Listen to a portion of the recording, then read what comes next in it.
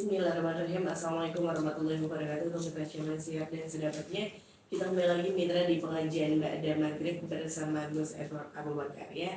Buat mitra Cuma Siar, bagi mitra yang ingin bergabung, silahkan mitra nanti bisa ikutan bergabung di nomor WhatsApp di 0813 kali 81003 ya. Dan buat mitra Cuma Siar di studio sudah hadir, sudah ada Gus Edward. Assalamualaikum Gus. Waalaikumsalam warahmatullahi wabarakatuh. Kabarnya sehat Gus? Alhamdulillah sehat. Alhamdulillah sehat ya. Saya doain semoga Gus Edward sehat badannya, diberikan banyak banyak duitnya. Iya, amin. Ini doa curang mitra. Ya nggak apa-apa Ya, ya kan. apa. Buat kebaikan gitu. Iya, masalahnya tanggal-tanggal segini emang lagi seret. Kusut nih. Di dompet tinggal bon-bon doang Gus. Ya Allah. Makanya saya ini doa yang banyak nih ya. Saya lempar buat Gus Edward biar banyak rezekinya, buat Mitra juga banyak rezekinya, Iya. Jerry biar banyak rezekinya, biar banyak duitnya. Wah, saya semoga tuh. Alhamdulillah. Kata malaikat, lu paling banyak. Ya udah, hari ini kita akan membahas tentang apa Gus? Hari ini pembahasan kitab Akhlaqul Banin nih. Ya, baik silakan Gus. Assalamualaikum warahmatullahi wabarakatuh. Alhamdulillahirabbil alamin. Allahumma shalli ala sayyidina Muhammad wa ala ali sayyidina Muhammad. Rabbi shrah li sadri wa yassir li amri wa hlul 'uqdatam min lisani yafqahu qawli. Amma ba'du. Wa qala Allah ta'ala fil Qur'anil Karim, a'udzu billahi minasyaitonir rajim. Bismillahirrahmanirrahim. Yarfa'illahu alladhina amanu minkum walladhina utul ilma darajat. Wa qala an-nabiy sallallahu alaihi wasallam, innama bu'istu mu'alliman. Shadaqallahul azim wa shadaqa rasulun nabiyul habibul karim. Wa nahnu ala dhalika minasyahidina wasyakirina walhamdulillahi rabbil alamin. Yang saya hormati mitra Gangga di mana saja Anda berada, semoga Allah berikan sehat walafiat, panjang umur, berkah selamat dunia akhirat. Semoga Allah ijabah segala doa-doanya, harapannya, cita-citanya, dan semoga banyak duitnya. Saya nggak mau kalah nih. Yang saya hormati juga di studio ada Ayah Mami dan Bang Jerry. Mudah-mudahan beliau-beliau dan keluarganya semoga diberikan sehat walafiat, panjang umur, berkah selamat dunia akhirat, dan semoga harapannya, doanya, cita-citanya Allah ijabah, dan semoga juga banyak duitnya. Amin. Hari ini kita bagi-bagi duit. Ini curang ada keluarga kasih. Saya kagak. Baik, mitra Gangga, hari ini pembahasan kitab Akhlaqul Banin, yang mana kitab Akhlaqul Banin dikarang oleh Syekh Umar bin Ahmad Baroja. Semoga pengarangnya mendapatkan rahmat dari Allah Subhanahu wa taala, dan kita yang belajar semoga mendapatkan barokah dari Allah Subhanahu wa taala. Amin ya Allah ya rabbal alamin. Bismillahirrahmanirrahim. Salihun wa ummuhu. Anak yang soleh bersama ibundanya. Kebetulan di dalam kitab ini anak yang soleh itu diberikan nama soleh. Salihun waladun barrun wa dhata yaumin maridat ummuhu fahazina kathiran wasta'dana min asati dhatihi ayajlisa indaha fil baiti liyakhdumuha li'annaha ma'indaha khadimatun. Soleh adalah anak yang berbakti kepada ibundanya, dan pada suatu hati ibundanya sakit. Pada suatu hari ibundanya sakit. Maka soleh begitu bersedih dan ia meminta izin kepada gurunya untuk tidak mengikuti pelajarannya karena ingin menemani di sisi ibundanya untuk membantunya. Karena ibundanya tidak ada pembantu di sisinya. Fakana salihun taratan yastari laha dawa'an minasaydaliyati wa taratan yastari laha ta'aman wa fawakiha minasyuqi. Adanya soleh terkadang ia membeli obat untuk ibundanya di apotik. Dan kadang-kadang ia memberi makan dan buah-buahan di pasar. Wa yuqaddimu ilaiha kulla ma tahtaju ilaihi min ta'amin aw dawa'in wa yusalli qalbaha bil kalamil jamil. Dan ia senantiasa mendahulukan setiap sesuatu kebutuhan ibundanya daripada makanan atau obat-obatan, dan ia selalu menghibur hati ibunya dengan berbicara yang baik-baik. Wa ba'da ayyamin syufiyat min maradiha fa fariha salihun farahan syadidan wala yazalu yad'u Allah ay yahfaza ummuhu wa yudima sihataha.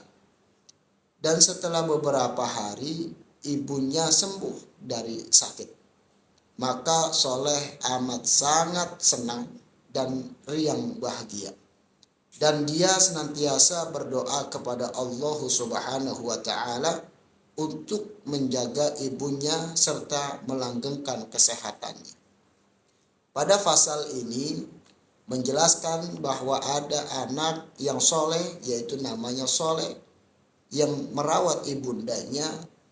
Salah satunya dia izin kepada gurunya untuk tidak masuk belajar karena orang tuanya sedang sakit. Dia ingin membantu ibundanya, menemani ibundanya, karena di sisi ibundanya tidak ada yang menemani dan juga tidak ada yang membantu. Dan dia juga tidak hanya membantu dan menemani saja, bahkan dia juga membeli obat di apotik, dan kadang-kadang ia juga membeli makanan dan buah-buahan di pasar untuk keperluan ibundanya. Dan dia juga mendahulukan untuk memberikan obat-obatan, dan ia juga menghibur hati ibundanya dengan berbicara yang baik-baik. Pasti kita memiliki seorang ibu, memiliki orang tua. Terkadang kita merasa tidak perhatian kepada orang tua kita yang sedang sakit. Maka di pasal ini kita tertegur, kita merasa terajak akan diri kita untuk menambah perhatian kita kepada orang tua kita, terlebih lagi kepada ibunda kita. Insya Allah kita bisa memperbaikinya, dan insya Allah kita bisa menjadi anak yang seperti Soleh ini yang diberikan contoh pada pasal ini. Selanjutnya, karena Soleh ini merawat ibundanya, membantu ibundanya, dan menemani di sisi ibundanya, alhamdulillah ibundanya Soleh ini diberikan kesehatan oleh Allah Subhanahu wa ta'ala. Akan tetapi istri Soleh ini tidak berhenti di sana. Dia juga mendoakan untuk kesehatan orang tuanya, dan juga berdoa agar kesehatannya diberi langgeng, diberi kesehatan yang afiat yang selama-lamanya. Semoga kita bisa mengambil pelajaran pada pasal ini, dan semoga kita bisa menjadi anak yang berbakti kepada kedua orang tua kita. Terlebih lagi kita bisa mengajarkan kepada anak-anak kita bisa menjadi anak yang berbakti, menyayangi, membantu, menemani orang tuanya. Wallahu a'lam bishawab. Demikian. Ya, baik. Buat mitra Jaman Sihat, bagi mitra yang bertanya, silakan mitra bisa kita bergabung di nomor WhatsApp di 0813 kali 86003. Mitra bisa bertanya seputar pembahasan kita di malam hari ini, ataupun di luar tema boleh mitra ya, tentang kajian Islam. Mitra bisa bertanya, silakan sekali lagi ya di nomor WhatsApp di 0813 kali 86003. Ini sudah ada pertanyaan, datangnya dari Zaki. Assalamualaikum Gus. Waalaikumsalam warahmatullahi wabarakatuh. Saya mau bertanya Gus, ibu angkat saya belakangan ini sering memberitahu saya agar wirid dan lain sebagainya. Beliau bilang bahwa itu amanah dari Allah Subhanahu wa ta'ala. Dan katanya akan ada orang yang memberi saya sesuatu dan diangkat derajat saya. Nah, apakah benar-benar bisa dipercaya Gus? Saya hanya berdoa apa yang di dikatanya benar, tetapi bagaimana nih Gus? Baik. Wirid itu adalah salah satunya maknanya itu mengucap atau menyebut, yaitu definisi lain adalah kita merayu Allah Subhanahu wa taala ataupun menyebut daripada kekuasaan-kekuasaan Allah. Salah satunya apa? Subhanallah walhamdulillah wala ilaha illallah wallahu akbar. Di sini saya ingin bertanya, apakah orang tua kita memberikan wirid dan atau bacaan yang sesuatu gitu? Kalau ada maka ambil, karena benar juga dengan berzikir hati kita menjadi lembut, dengan zikir kita diangkat derajatnya oleh Allah Subhanahu wa taala, dengan zikir salah satunya beristighfar. Pada kemarin malam saya jelaskan, dengan membaca istighfar itu kita diberikan harta, rezeki, bahkan kita diberikan daripada hujan, diberikan daripada kedudukan dan lain sebagainya. Salah satunya apa? Istighfar itu luar biasa istimewanya. Ketika kita beristighfar, orang tua kita sudah tiada. Itu bisa meringankan siksaan kepada orang tua kita, yang pertama. Yang kedua, dengan membaca istighfar, Allah berikan pertolongan kepada ibunda kita, kepada orang tua kita, baik ayah, yaitu untuk dimasukkan ke dalam surga Allah Subhanahu wa taala. Maka zikiran itu banyak dan sangat luar biasa keistimewaannya, maka itu sangat bagus disarankan orang tuanya. Benar sekali orang tuanya berkata, apabila kita mau berzikir, maka Allah akan mengangkat derajat kita, Allah akan memberikan rizki yang berlimpah ruah kepada kita. Karena jelas kemarin dijelaskan dalam surat An-Nur bahwasanya Allah memberikan jawaban daripada zikiran kita, salah satunya beristighfar kepada Allah, yaitu diberikan harta benda, buah-buahan, kemewahan, dan lain sebagainya. Insya Allah itu adalah nasihat yang baik dari orang tua, dan kita ambil karena tidak ada salahnya untuk berzikir kepada Allah, melainkan kita tambah dimuliakan oleh Allah Subhanahu wa taala. Ya. Baik, selanjutnya ada pertanyaan dari Pak Priyatna. Assalamualaikum Gus. Waalaikumsalam. Saya mau bertanya nih, apa hukumnya masuk ke rumah ibadah agama lain, kayak gereja atau vihara? Tentunya saya untuk urusan pekerjaan Gus, karena saya harus mensurvei lokasi apabila ada permintaan orderan pasang videotron katanya gitu, dan barang-barang IT lainnya. Mohon penjelasan itu. Sangat boleh, sangat boleh.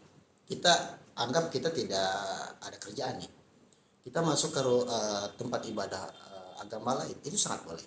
Apalagi kita memiliki pekerjaan tersebut. Contoh, kalau hanya kita mensurvei karena ada proyek atau ada kerjaan, nanti itu mendingan daripada ada teman saya, dia di gereja, saya nggak ngerti gereja perbandingan Protestan dan Katolik, nggak ngerti. Yang jelas dia itu di gereja itu selain membersihkan, ngepel, nyapu dan lain sebagainya, dia juga mengelap daripada patungnya dan lain sebagainya. Bahkan dia mempersiapkan air, saya nggak ngerti itu air apa. Yang jelas ini sangat boleh dan tidak dilarang oleh agama Islam. Yang tidak boleh itu, maaf, seribu maaf, setiap agama punya aturan dan peraturan. Agama Islam punya rumah ibadah. Rumah ibadah orang Islam tidak boleh dimasuki agama lain. Karena apa? Karena yang dipertanyakan suci dan tidak sucinya. Apakah agama lain banyak najis? Tidak.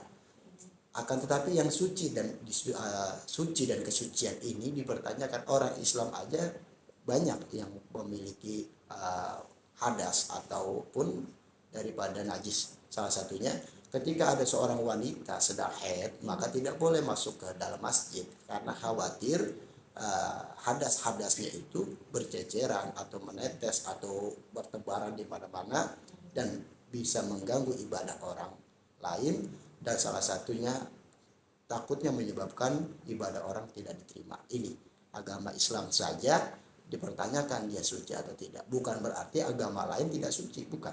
Yang dipertanyakan kalau agama Islam itu kan diajarkan bagaimana mandi besar, bagaimana wudhu dan lain sebagainya, sedangkan agama lain itu tidak memahami itu. Walaupun dia paham, tetapi Tidak diperbolehkan agama Islam, rumah agama Islam itu dimasukkan agama lain. Tapi orang Islam diperbolehkan oleh agama Islam untuk masuk ke tempat ibadah orang lain, apalagi mendapatkan pekerjaan. Itu sangat boleh. Ya. Baik, selanjutnya ini dari hamba Allah. Mau tanya nih Gus, Assalamualaikum. Waalaikumsalam warahmatullahi wabarakatuh. Kenapa saya melihat tiap kali orang yang sedang bertemu dengan anak yatim gitu ya, terus palanya diusap gitu Gus. Nah itu kenapa Gus? Baik. Pertama, mengusap kepala anak yatim itu adalah sunnah yang diajarkan, yang dianjurkan oleh Nabi Muhammad SAW. Hikmahnya apa di balik mengusap itu? Kita membuktikan bahwa kita peduli dan sayang kepada anak yatim. Sebenarnya bukan hanya mengusap kepalanya, akan tetapi lebih dari itu, yaitu menyayangi dan memperhatikan. Jadi menyayangi itu mungkin bisa sekali, dan yang paling tepat menyayangi itu yaitu merawat. Karena yang terbaik untuk mengurusi anak yatim itu merawat dia hingga dia besar, hingga dia memiliki pendidikan yang baik. Bahkan yang terbaik ini adalah yang dianjurkan oleh Nabi Muhammad SAW. Lalu kalau ada orang sanggupnya menyantuni hanya setahun sekali, boleh banget. Itu kan bahasanya baru latihan ataupun bisanya hanya setahun sekali. Akan tetapi kalau ada kelebihan rezeki kita bisa mengambil, walaupun anak itu tidak pulang ke rumah kita, dia hanya di pesantren, dia hanya di panti asuhan, itu sangat boleh, sangat dianjurkan untuk mengurusi sampai dia besar. Dan mengusap kepala anak yatim itu, tadi saya sudah katakan, itu tanda bukti kita peduli dan menyayangi dia. Bahkan kita dianjurkan oleh Nabi Muhammad untuk mengurusi dia sampai dia besar dan memiliki pendidikan yang terbaik. Begitu nih. Tapi kalau misalnya menyantuni anak yatim tapi lupa ngusap palanya gimana Gus? Itu benar juga sih. Jadi nggak masalah nih, nggak masalah. Jadi mengusap itu kan sunnah, ya tidak mengusap tidak dosa. Apakah pahalanya hilang? Tidak. Menyantuni anak yatim itu ada hadis Nabi Muhammad SAW yang lain. Itu kalau kita mengusap kepala anak yatim, luar biasanya pahala dan rahmat dari Allah Subhanahu Wa Taala dihitung banyaknya rambutnya anak yatim itu. Kan banyak banget nih. Terus ada pertanyaan, kalau buat palanya botak licin gimana? Ini adalah kiasan nih, gambaran ataupun peribahasa lah. Ini peribahasa, bukan berarti yang botak kita nggak santunin. Oh dia mah palanya rambutnya dikit, gue nggak santunin lah. Enggak juga. Jadi itu perumpamaan dipukul rata, yang mana rambut itu di kepala itu rambut luar biasa banyaknya. Dan kita harus percaya bahwa pahala kita banyak banget dikasih oleh Allah Subhanahu Wa Taala. Dan luar biasa keajaiban daripada menyantuni anak yatim. Nabi berkata, siapa orang yang menyantuni anak yatim, dia nanti di dalam surga seperti dua jari nih, antara jari telunjuk dan jari tengah, itu dekat nih. Karena apa? Nabi ketika berkata hadis ini, Nabi mencontohkan mengangkat dua jarinya seperti dua jari ini. Jadinya seperti telunjuk dan jari tengah sangat dekat. Itu adalah rahmat yang terbaik dari Allah Subhanahu Wa Taala. Baik, buat Mitra Siar, kayaknya ini pertanyaannya dilanjut besok karena udah selesai ini ya yang nanya. Ya, jadi buat Mitra Siar dan sahabatnya, besok dilanjut lagi. Terakhir silakan penutup Pak Ustaz. Baik Mitra Al-Gaga di mana saja Anda berada, kita jangan lupa yang pertama, kita perbaiki diri kita bantu syiar agama kita di mana saja kita berada, yaitu dengan memakmurkan, dengan berperan untuk mengisi majelis ta'lim, pondok pesantren, masjid, musola di sekeliling kita. Itu adalah tanda bukti awal terbaik untuk mensyiarkan agama kita. Yang kedua, jangan pernah memandang sebelah mata siapapun dia, walaupun dia berbeda keyakinan, walaupun dia berbeda daripada penampilan kita pandanglah dia adalah makhluknya Allah, dan kita perlahan kita perbaiki hati kita, lisan kita, pikiran kita berhusnuzon, sehingga Allah izinkan diri kita ini menjadi rahmat untuk seluruh alam semesta ini. Dan yang ketiga, kita berdoa kepada Allah, mudah-mudahan doa-doa kita diijabah oleh Allah Subhanahu Wa Taala. Semoga cita-cita kita, harapan kita dikabul oleh Allah Subhanahu Wa Taala. Bismillahirrahmanirrahim. Allahumma salli ala sayyidina Muhammad wa ala ali sayyidina Muhammad. Alhamdulillahirabbil alamin. Hamdan syakirin, hamdan na'imin, hamdan yu'afi wa yukafi mazidah. Ya Rabbana lakal hamdu kama yanbaghi li jalalika wajhika wa li 'azimi sultanik. Allahumma shalli ala sayyidina Muhammad wa ala ali sayyidina Muhammad. Rabbana zalamna anfusana wa illam taghfir lana wa tarhamna lanakunanna minal khasirin. La ilaha illa anta subhanaka inni kuntu minadh dhalimin. La haula wa la quwwata illa billahil aliyyil azim. Allahumma arinal haqqa haqqan warzuqna ittiba'ah wa arinal batila batila warzuqna ijtinabah. Rabbi ighfir lana wa liwalidayna warhamhuma kama rabbayana shighara. Rabbi zidna ilman warzuqna fahman. Rabbana hab lana min azwajina wa dhurriyyatina qurrata a'yun waj'alna lil muttaqina imama. Rabbana hab lana minas salihin. Rabbana hab lana minas salihin. Rabbana hab lana minas salihin. Allahumma barik lana fi Rajab wa Sa'ban wa balighna Ramadan. Allahumma barik lana fi Rajab wa Sa'ban wa balighna Ramadan. Allahumma barik lana fi Rajab wa Sa'ban wa balighna Ramadan. Rabbana atina fid dunya hasanah wa fil akhirati hasanah wa qina adzabannar. Wa sallallahu ala sayyidina Muhammadin wa ala alihi wa sahbihi wasallam. Walhamdulillahi rabbil alamin. Assalamualaikum warahmatullahi wabarakatuh.